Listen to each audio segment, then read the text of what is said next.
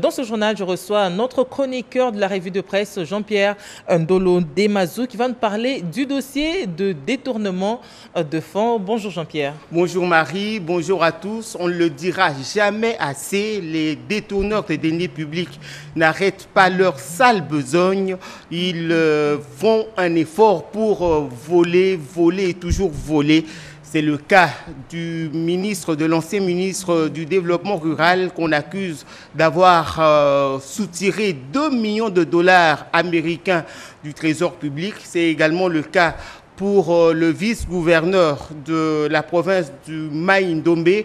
Lui a pris dans les caisses de la province 650 000 dollars américains.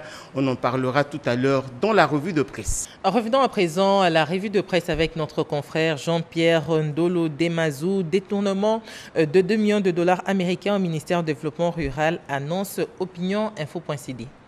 21 mai 2021, écrit opinioninfo.cd, 3 inspecteurs des finances commis le 18 mars dernier par le ministre des Finances pour enquêter sur les fonds décaissés par le gouvernement au profit de l'Office des voies des dessertes agricoles, arrêtaient leur mission par la signature d'un procès verbal de déficit direct de caisse de près de 2 millions de dollars américains détournés par Guy Mikulu Mpombo, l'ancien ministre du Développement rural. Au ministère du Développement rural, poursuit le journal, les langues commencent à se délier. L'ancien ministre Mikulu se comportait en véritable dictateur, n'hésitant pas à court-circuiter l'administration de son ministère. Le ministère s'était arrogé le droit de gérer les fonds sans rendre compte à personne de l'affectation des ressources du Trésor destinées à la réhabilitation des routes des dessertes agricoles. Cet ancien ministre devrait voir bientôt s'ouvrir devant lui les portes de la prison centrale de Makala, d'autant qu'il s'avère que d'autres dossiers tout aussi embarrassants l'attendent, conclut opinioninfo.cd. RDC province du Mai-Ndombe écrit détournement. Le vice-gouverneur a décaissé 650 000 dollars américains le lundi 5 juillet à la Banque centrale du Congo, agence d'Inongo, pour une destination inconnue, Jean-Pierre. Selon au cœur de la société, le vice-gouverneur de la province du Mai-Ndombe, Jacques Mbombaka, a donné l'ordre au comptable subordonné de faire sortir 650 000 dollars américains de la Banque centrale du Congo, agence d'Inongo, le lundi 5 juillet 2021 à 17 h, sans aucune orientation donnée au comptable. L'argent a été acheminé à la résidence du vice-gouverneur. Jusqu'à présent, le comptable subordonné qui assure l'intérim n'a reçu aucun document concernant la clé de répartition de ce fonds. Le confrère confirme que cet argent va prendre la direction de Kinshasa pour servir au roi. La société civile de la province du Mai-Ndombe dénonce ce détournement et attire l'attention des autorités provinciales, nationales et les services de sécurité de cette pratique qui ne pourra pas amener la province du Mai-Ndombe au développement. Quittons Mai-Ndombe pour l'Équateur pour parler du gouverneur Bobo Boloko Bolumbu qui serait déchu selon le baromètre. Le gouverneur de la province de l'Équateur, Bobo Boloko Bolumbu, écrit le baromètre, a été destitué mardi 6 juillet par l'Assemblée provinciale.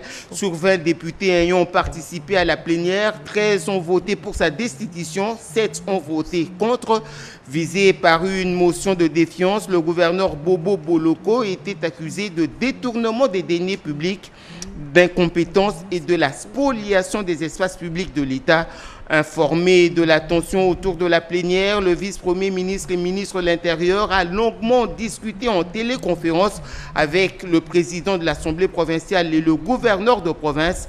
Pour le patron de l'Intérieur, note le confrère, l'Assemblée a certes le droit de contrôle parlementaire, mais cela devra attendre la session ordinaire de septembre.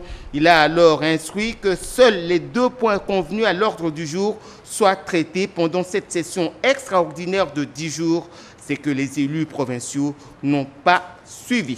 Et dans la province de la Chopo, unanimité autour de la nomination du sénateur Fikiri Alimassi au poste de vice-gouverneur de la Banque centrale du Congo. Un article d'Oriental Info. Oui, dès l'annonce de la nouvelle dans la liesse totale note orientalinfo.com, la base du sénateur Dieudonné Fikiri Alimassi, élu des élus de la Chopo, s'est mobilisée. Dans cette optique, les membres, cadres et militants du Front des nationalistes pour la solidarité et le développement, à travers une déclaration politique, ont témoigné leur gratitude au président de la République, Félix-Antoine Tshisekedi Tshilombo, pour ce choix judicieux de Dieudonné Fikiri Alimassi. Pour Dr Lolo Ofoili, le président de la République ne s'est pas trompé. Félix-Antoine Tshisekedi a su dénicher un oiseau rare en province de la Chopo qui soit chevronné en la matière. Ce choix et cette élévation sont non seulement fruits de compétences, mais aussi de loyauté, couplés au service rendu à la nation dans le même secteur. Merci Jean-Pierre pour toutes ces informations.